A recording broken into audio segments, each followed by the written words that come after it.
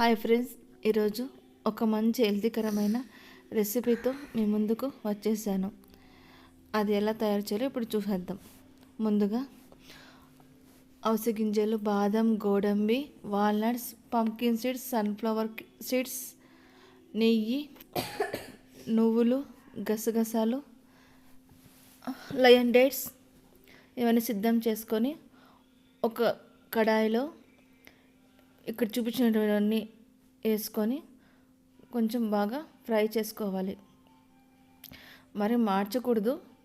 ఈ ఫ్రై చేసేటప్పుడు నెయ్యి వేసుకున్నా పర్వాలేదు, కానీ నేను నెయ్యి లేకుండానే ఫ్రై చేస్తున్నాను.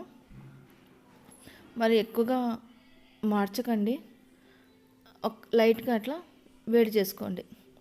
అలాగే మిగిలినట్టు కూడా కడాయిలో వేసుకొని వాటిని కూడా లైట్గా వేయించుతున్నాను. ఇప్పుడు వాల్నట్స్ని సీడ్స్ లేకుండా శుభ్రంగా చూసుకొని వాటిని మిక్సీకి పట్టుకొని ఒక పేస్ట్ లాగా చేసుకోవాలి. ఆ పేస్ట్ని కడాయిలో నెయ్యి వేసి అందులో బాగా వేయించాలి. అడుగంటుకున్న అప్పుడప్పుడు అలా కలుపుతూ ఉండాలి. మరి ఎక్కువగా వేగిన అవసరం లేదు, జస్ట్ ఆ నెయ్యిలో కొద్దిగా వేగిన చాలు.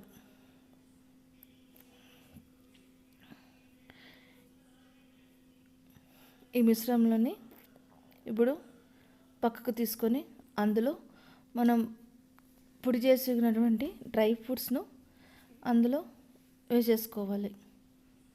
ఇది చల్లారకూడదు, వేడిగా ఉన్నట్లే లడ్డూలు చుట్టుకుంటే మంచిది.